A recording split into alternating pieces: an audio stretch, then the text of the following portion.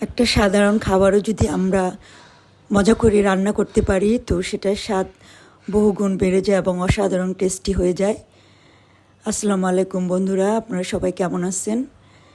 তো আমি আজকে দেখাবো আপনাদের ডিম দিয়ে লাউ রান্না করা, সেই রেসিপিটা আপনাদের সাথে শেয়ার করব।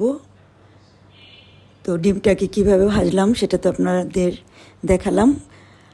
তারপরে নর্মালি যে আমরা তরকারি রান্না করি, পেঁয়াজটাকে একটু নরম করে ভেজে তার মধ্যে আদা রসুন বাটা, হলুদের গুঁড়ো, মরিচের গুঁড়ো সবগুলো দিয়ে ভালো করে একটু পানি দিয়ে কষিয়ে নিব, একটু লবণ দিব। তারপরে সেখানে দিয়ে দেব সেই চাকচাক করে কেটে রাখা লাউ আর গোল আলু ম্যাশ করে রেখেছিলাম সিদ্ধ করে, সেটা দিয়ে দিব। মানে রান্নাটা অসাধারণ টেস্ট হয়েছে।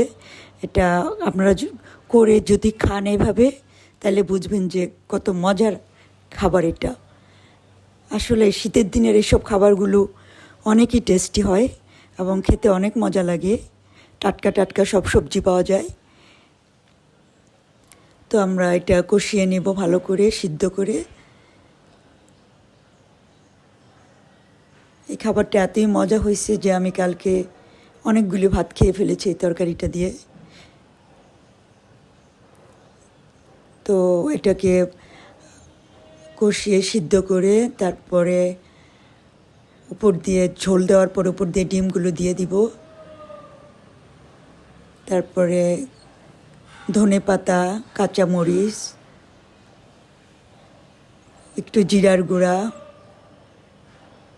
দিয়ে তারপর নামিয়ে ফেলবো। আপনারাও ট্রাই করে দেখতে পারেন, আশা করি মজা লাগবে। কেমন লাগলো আমার ভিডিওটা? সবাই ভালো থাকবেন। সবাইকে আবার আসসালামু আলাইকুম।